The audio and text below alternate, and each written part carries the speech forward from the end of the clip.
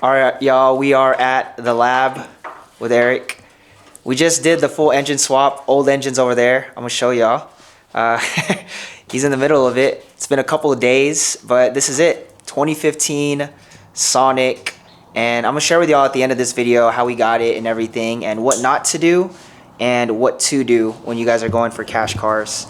So yeah, we bought our own hoist right here, and yeah, he's just working on it. He just switched up. We had to get a new radiator.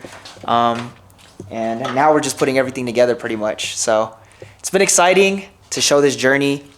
And I'll give you guys, again, just a few things. I'll also show you guys all around and our little setup. This is the lab. We're in the lab right now.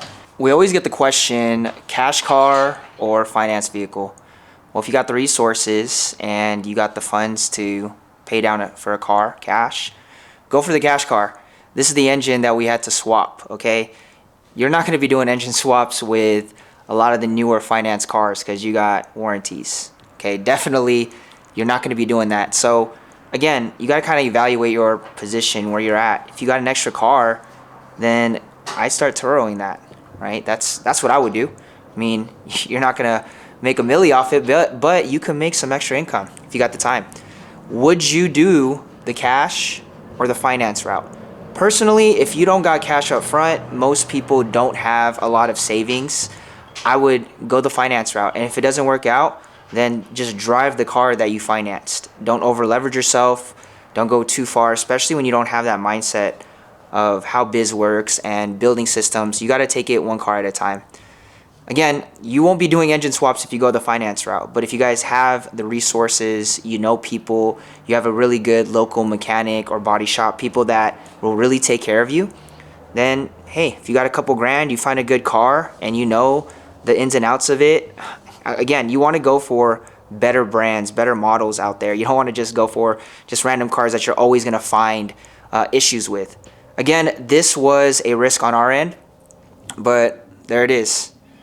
Engine that doesn't work, and we had to go through this whole process. It's been months now, but we'll see what we're gonna do with this, whether we resell it or we put onto the platform. So y'all can tap in and just check out that journey. This is it right here. I know, interesting, right? All right, so I'm gonna share with you guys the mistake we made when getting this vehicle. Huge mistake. Again, everyone makes mistakes in what they do. And this was definitely not a calculated risk. This was when we were on our car buying, cash buying journey, but we were willing to just take the risk, right? So first mistake, we didn't go inspect the car. We get our cars from Pick Apart. If you guys want to know the whole system behind it, you don't need like any dealership license. You don't need any of those licenses to go to Pick Apart. If you want, all you got to do is go to Auto Bidmaster. So you go to Auto Bidmaster, they are the broker to it. You just buy the 1 year thing. It's a little over $100, and then you can go and you can start going to Pick Apart. This vehicle right here that you guys are seeing, we bought it in Reno, so we didn't even check it out. They shipped it to us, and that was probably the worst mistake ever. If you guys know, you can actually go before the auctions go live, and you can go check the cars. So that was our mistake with this one. Our very first vehicle was a success.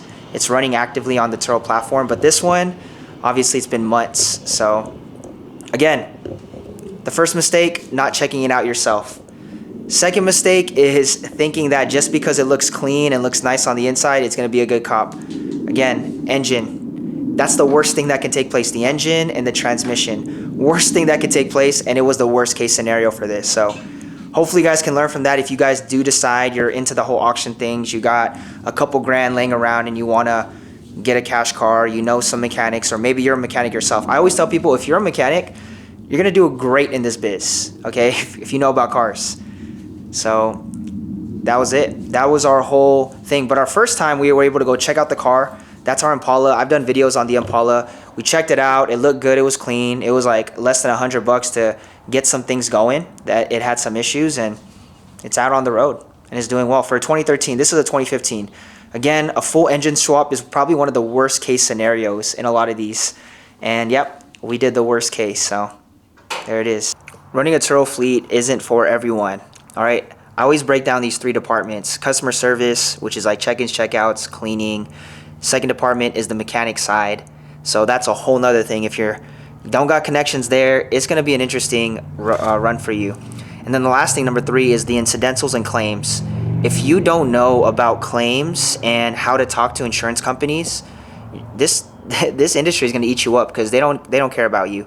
So being able to know how to talk to claims, the adjusters, both sides of the parties, from the Turo rep to even the adjusters that that call or whatnot, and the ability to be able to have that wisdom and knowledge. And here's the thing: you don't need to have wisdom or knowledge on any of these, but if you're willing to learn, then yeah, it's gonna be a business for you. I just had a friend that recently, he's been fired up with a lot of the stuff that I've been sharing, and he got onto the platform, ran with it with one car for 3 months, and he said, RC, I quit.